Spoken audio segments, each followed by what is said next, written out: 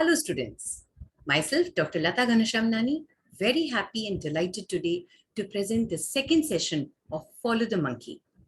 Follow the Monkey students, as you all are aware, in the first session we taught you about the types of waste, what is wet, dry and reject waste and what you need to do with it. But the journey of learning about waste doesn't stop there. Now, in today's session, we are going to learn about dry waste. As all of you are knowing, dry waste meets up of plastic, paper, metal, and glass. So plastic comprises of a lot of items which we use in a day-to-day life. Like for the simple packaging of your Szechuan masala. There is something written on this about recyclability. See here. Number 7. Similarly, your favorite Maggie. Maggie also has a here some logo with some numbers here. See, you can notice this. Number 5. Your Swiggy and Zomato takeaway. All of these here, if you can see it, these are certain logos with numbers. What is this all about plastic? Why is it your oil packet has a number here? See here, a number 7. So in today's session, we are going to teach you what are all these day-to-day items which you are using so freely. What does this comprise of?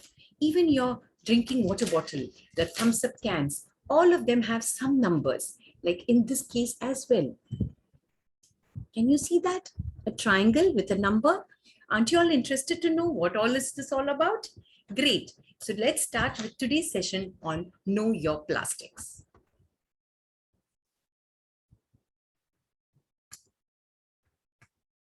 Know Your Plastic is going to be very interesting, students, because it's something which you're going to do in your day-to-day activity. By this session, you will become a conscious consumer. But before we go there, why is it that we want to know about plastic? You must have heard so many places people talking about banning plastic.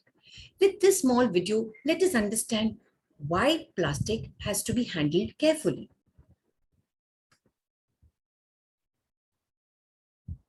When the gods granted King Midas one wish, he wished that everything he touched would turn to gold. Midas was delighted. Trees, rocks, buildings, all gold. But soon he found in horror that his food turned into gold as well. When he hugged his daughter to soothe his pain, he realized his mistake too late. The richest man in existence was starving, heartbroken, and alone. Humanity got a similar wish granted when we learned how to turn brown, stinky goo into magic. Plastic. Cheap, sterile, and convenient, it changed our lives. But this wonder of technology got a little out of hand. Plastic has saturated our environment. It has invaded the animals we eat, and now it's finding its way into our bodies. For most of our history, humans used stuff we found in nature to build the things we needed. But the invention of plastic roughly 100 years ago completely changed our world. Plastic is made from polymers, long, repeating chains of molecule groups. In nature, polymers exist everywhere. The walls of cells, silk, hair, insect carapaces, DNA. But it's also possible to create them. By breaking down crude oil into its components and rearranging them, we can form new synthetic polymers. Synthetic polymers have extraordinary traits. They are lightweight, durable, and can be molded into almost any shape. Not requiring time-consuming manual work, plastic can be easily mass-produced, and its raw materials are available in vast amounts and incredibly cheaply. And so the golden era of plastics began. Today, almost everything is at least partly made from plastic. Our clothes, phones, computers, furniture, appliances, houses, and cars. Plastic has long ceased to be a revolutionary material. Instead, it became trash. Coffee cups, plastic bags, or stuff to wrap a banana.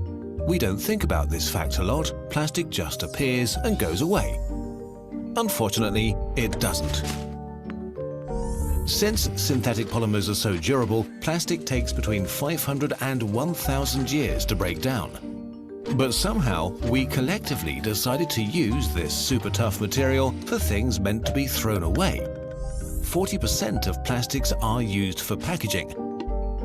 In the US, packaging makes up 1/3 of all the waste that is generated annually. Since its invention, we have produced about 8.3 billion metric tons of plastic, 335 million tons in 2016 alone. What did we do with all this waste? 9% was recycled, 12% burned, but 79% of it is sticking around still. A lot ends up in the ocean, around 8 million tons a year. That's so much plastic that it will outweigh all the fish in the ocean by 2050. Because it's everywhere, marine animals keep getting trapped in plastic and swallowing it. In 2015 already, 90% of seabirds had eaten plastic. Many animals starve with stomachs full of indigestible trash. In 2018, a dead sperm whale washed up in Spain. He had eaten 32 kilos of plastic bags, nets, and a drum. Invisible form of plastic. Microplastics. Microplastics are pieces smaller than 5 millimeters. Some of them are used in cosmetics or toothpaste, but most result from floating waste that is constantly exposed to UV radiation and crumbles into smaller and smaller pieces. 51 trillion such particles float in the ocean, where they are even more easily swallowed by all kinds of marine life. This has raised concerns among scientists, especially about health risks from the chemicals that are added to plastic. BPA, for example, makes plastic bottles transparent, but there's also evidence that it interferes with our hormonal system. DEHP makes plastics more flexible, but may cause cancer. It would be pretty bad if microplastics are toxic because they travel up the food chain. Zooplankton eat microplastic. Small fish eat zooplankton. So do oysters, crabs, and predatory fish. And they all land on our plate. Microplastics have been found in honey, in sea salt, in beer, in tap water, and in the household dust around us. 8 out of 10 babies and nearly all adults have measurable amounts of phthalates, a common plastic additive, in their bodies. And 93% of people have BPA. Plastic pollution is a complicated problem. We found a magic material and we had a really good time with it. But we need to be careful, or just like Midas, we'll end up in a world that we didn't wish for.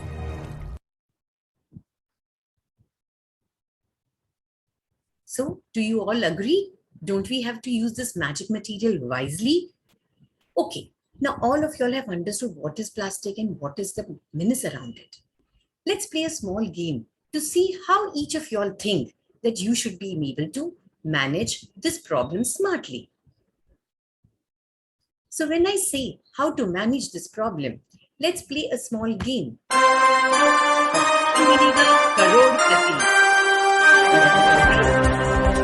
are aware of this game, and I know you're excited to know. So the first option is ban plastic. The second option is recycle plastic. The third option, substitute plastic. And last option is all of the above. So students, quickly in your mind, make up the right answer for what you think is the way you should be able to manage plastic menace or the plastic waste. Ban, recycle, substitute the plastic, or all of the above. I will go further and now educate you about each option, right? Let's see what was the first option. The first option was banning plastic. Yes, it is a good option because 50% of the plastic waste which we generate are single-use plastics. That is the PET bottles, the cutlery, the takeaways, the carry bags, all of them are one-time use. And very easily, we should be able to substitute them, replace them, or use some method other than this because they contribute 50%, and very rightly so, Indian government has banned these plastics. But tell me something, can banning be an option for these items? You see so many items which even in the beginning I showed you are all coming in plastic packages. Now, can we really skip that? No, because plastic makes the life easy. It is cheap. The packaging is cheap. It is lightweight. It is leak proof, and you can have decorative. So because the plastic packaging is lightweight, improves the shelf life of the food items, it is convenient, it is leak proof, and it looks attractive. Banning all of this type of plastic looks a little difficult.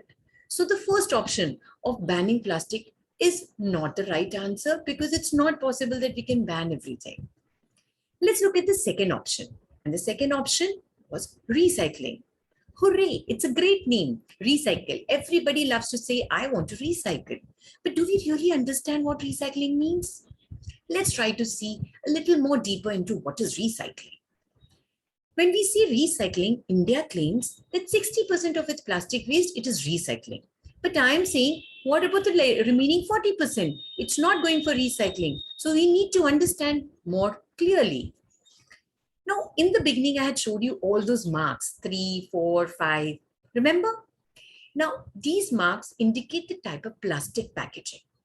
Now, here in the slide, if you see number 3, 6, 7 has red crosses, means that this type of plastic is not recyclable, and it is 35% that you cannot recycle these type of plastic.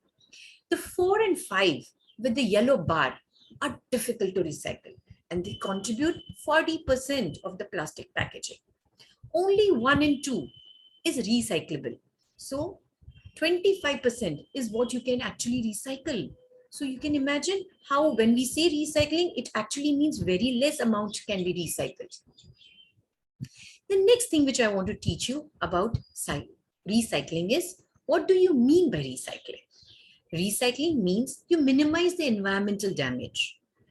Out of something, you create something. So if I have taken a bottle packaged water, and then with that leftover bottle, I make something else, a new product of the same quality with the same raw material, I am recycling.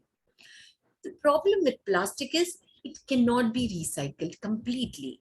It's only the glass, the metal, and the paper actually do happen for recycling.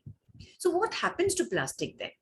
Either it can be upcycled, which again means that you conserve environment.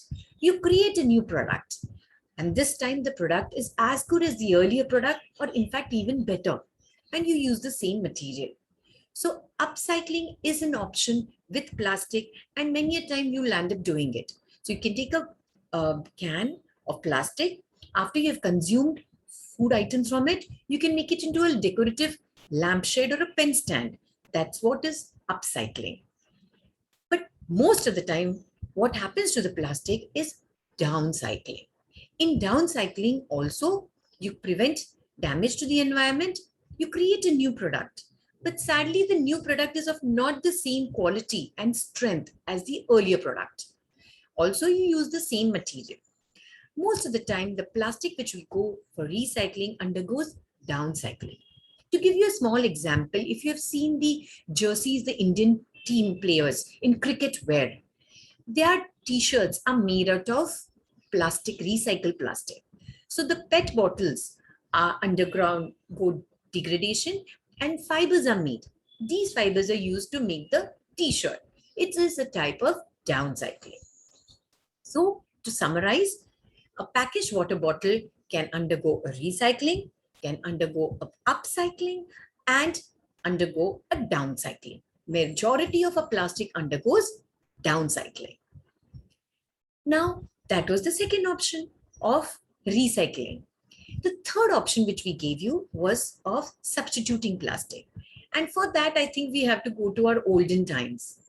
All our dadas, dadis, if you talk to them, they never lived with plastic bags. They used the simple substitution of cloth bags. And yes, they could also live life conveniently. They traveled not with packaged water bottles, but their own water bottles. So if you look at substitution in a way that you can change your use of plastic, I think you can resolve the plastic problems. Plus, I would suggest using substitution with innovation is a very nice idea. So you all young minds can also innovate how you can substitute plastic by something like this, a cutlery made which is edible. So you go to buy ice cream, you eat the ice cream, the spoons are edible like biscuits, you can eat the spoons and the cup as well. So you don't create any waste. Similarly, packaging of this kind, instead of plastic packaging, you can use the banana leaves to package. So innovation can become a very good way of substituting plastic. Let me show you this very nice video which talks to you about how refilling with Presenting SmartFill, Hindustan Unilever's all-new refill station. Bring an empty plastic bottle, choose a product and refill. Again and again and again. Refill to reduce plastic waste and save money. SmartFill, a plastic reduction initiative by Hindustan Unilever. So you understand innovation, how it helps, correct? Now in innovation, a very important aspect is biodegradable bags. Many people started getting biodegradable bags when plastic ban came in. Now what are these? These are actually bioplastics. How I had told you, plastic is generated from fossil fuel, which is not renewable. Bioplastics comes from bagasse, sugarcane, corn. So these are biomasses. Now, these material can be used to create fibers of which you can make bags. But you know what, children? These bags cannot get disintegrated just like that. They need to be sent for a proper composting facility, industrial composting facility for it to disintegrate. So don't go with fancy names. Oh, I carry biodegradable bag. I would suggest be careful before you buy these things, because even these things don't disintegrate in nature just like that. They need special treatment to get disintegrated.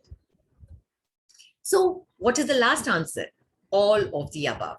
And I think that is the right answer, because the first option of supporting the ban, the second option of buying things which can only be recycled and send them for recycling, and lastly, substituting plastic with something else is combination of all of these three, and taking all of the cue from this and solving the plastic problem is the way forward.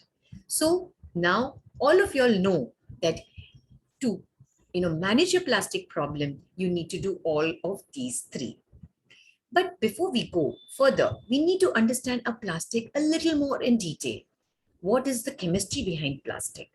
So plastics come in two types, thermoplastic and thermoset plastic.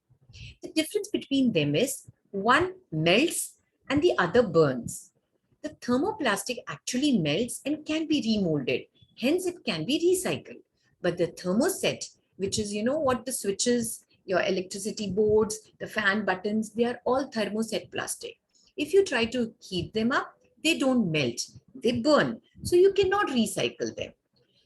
Hence, knowing type of plastic is very important. We'll go further and try to understand the thermoplastic, which come in different numbers. Like this. Like I showed you in the beginning, there is a triangle and there are certain numbers in it. From 0, 1 to 7, that many numbers have been identified. It is called as resin identification code. And this code was introduced to help a recycler identify the type of plastic and send it to the right end destination. Because one will go for only one type of recycling, two will go for only two type of recycling.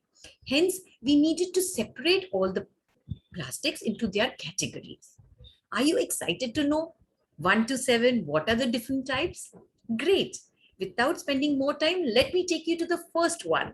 The first one is called PET, polyethylene terephthalate. These are the bottles which you see so often. They're all made up of number 1 type of resin. And the good part about it is recycled, but you should not reuse it. Why? Because it has antimony in it. So if you keep reusing this bottle again and again, after getting exposed to heat and ultraviolet rays, antimony leaches out of it, which will contaminate the water and damage your body. So please, these are single use. Once you have used the water bottle of PET 1 type, don't Please go back home or it's in your home, check the bottle. It should have the number 1. If it is number 1, use it single time, send it for recycling. Don't ever reuse it. You can store something else, but you cannot store edible items in it. Please tell your parents also this. Now let's go to the second number. The second is HDPE, high density polyethylene. What are the items? Oh, these are the items which are very sturdy. You have your oil cans, milk cans, and all of those refilling type of ketchup bottles. They are all made of 2. They are recycled and they can be reused. So they are a type of good plastic.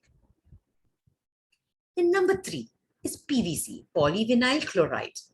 Most of these items are not for edible packaging. They are mostly used in plumbing. The tubes, the plumbing lines, they are made up of PVC. And PVC is not good because it cannot be recycled, nor can you reuse it. So you need to avoid purchasing any item which has a code 3 on it. The next one is number 4, low density polyethylene. Oh, yes, you all know this. These are all your packaging materials, all the Amazon packaging, all of it comes in number 4. Number 4 is recyclable, can be reused, but you know what, children? It is a little difficult. The reason is they are very lightweight, so they kind of fly off. And if they are not collected well and sent it rightly, they will choke the nalas and the sewage pipes. So even though they are recyclable, it is our duty to collect them and send them wisely. If you just loosely throw them, they will not go to the right place, but instead they will choke and animals will eat on it. So number 4 is LDPE. Number 5 is PP, polypropylene, which is all of these packaging items and all of your takeaway hot items packed. The characteristic of this type of plastic is that it has got high melting point and hence food items can be packed in it. It can be recycled, also it can be reused, but generally avoid it because long-term reuse can also melt the type of plastic and harm you. The 6th number is polystyrene, the thermocol, and all the packaging with 6 number. These are not good students. They cannot be recycled, they cannot be reused, and in fact, they have been banned. So using number 6 is actually banned and one should not do it. Number 7. Oh, look at that. We have written it as others. You know why? Because it is a little complicated. Number 7 has different type of material packed into it. It is called as multi-layered packaging. Multi-layered packaging has plastic in it, has aluminum foil in it, number 1 resin, number 2 resin, a mixture of all types. And because it has got so many types in one, it cannot be recycled, nor can really you use it. All the biscuit packets, the chips and the Lays and the Kurkures and all of that, the ketchup refill, most of them are number 7. They look attractive. They look as if they can be recycled, but they cannot because they're not one reason made. They're multi-reason made. And you know what? You should actually avoid them because if used, you cannot recycle or reuse it. With this small video, let's recap all of which I told you now.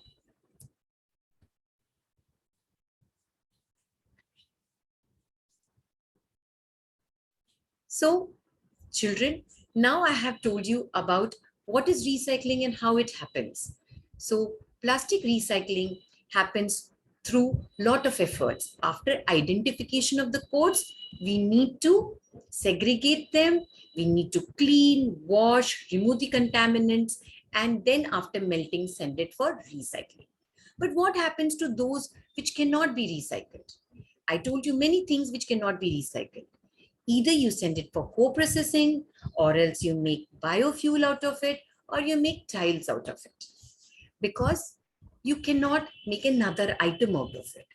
When the recycling, non-recyclable plastic can be burnt and it releases a lot of energy. Hence, it can be sent to cement kilns.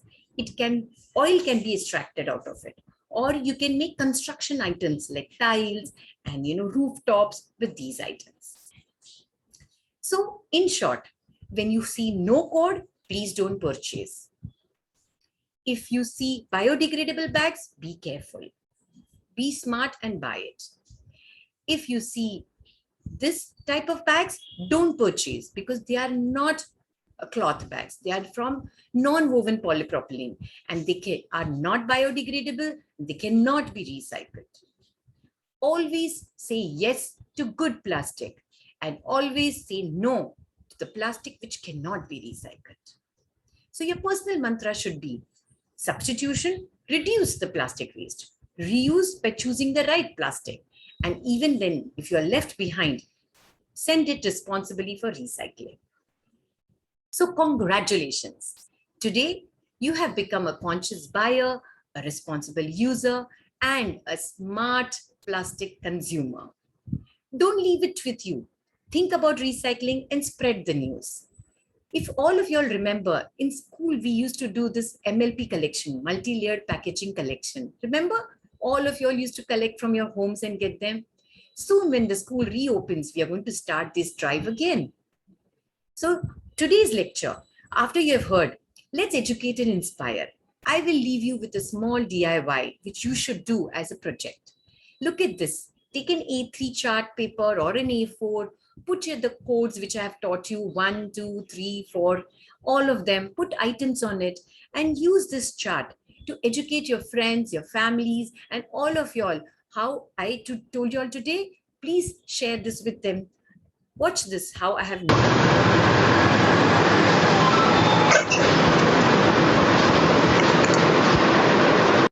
understood.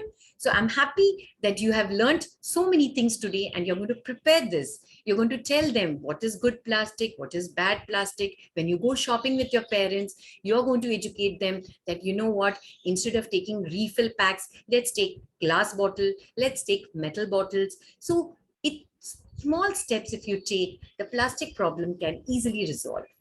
So thank you, children. And after this session, the teacher is going to tell you all about assignment of how do we going to do the Know Your Plastic project, how we are going to actually, for the next 1 week, we are going to watch what we are purchasing, make a list of all the items with all the codes, collect them, see where you could have substituted them, see where you can send it for recycling, prepare this DIY educating or teaching tool and teach your family and friends. I'm sure all of y'all have today enjoyed the session and learned a lot about what is plastic recycling, what is all about this. So I'm sure you are going to be the best Follow the Monkey marshals, and you will carry this message of how to smartly consume plastic henceforth. That note, bye-bye. Happy doing your assignments. Take care. Bye.